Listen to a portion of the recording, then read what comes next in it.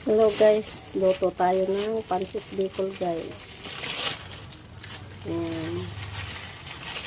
Gusto ko guys sa pansit ko may yung maraming sabaw. Kasi yun ang masarap sa pansit bicol. Ayan guys. Kumukulo na siya.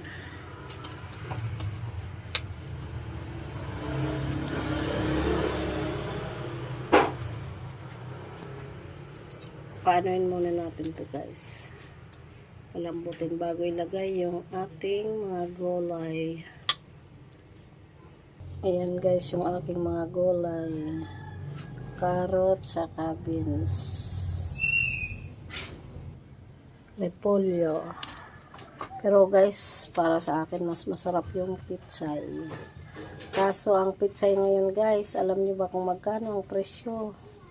Nasa 1.6 na, ay nasa 160 na. Ganun kamahal yung pitsay. Ayan. Kumukulo na siya guys. Sarap to guys kasi maraming sabaw. Sinisip-sip din to guys. Yung sabaw. Marami na ako guys naluto. Ito yung last.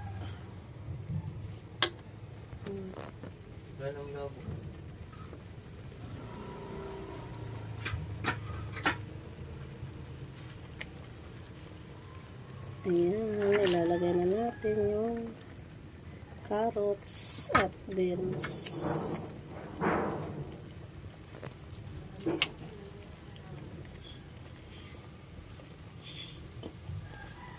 Ayan.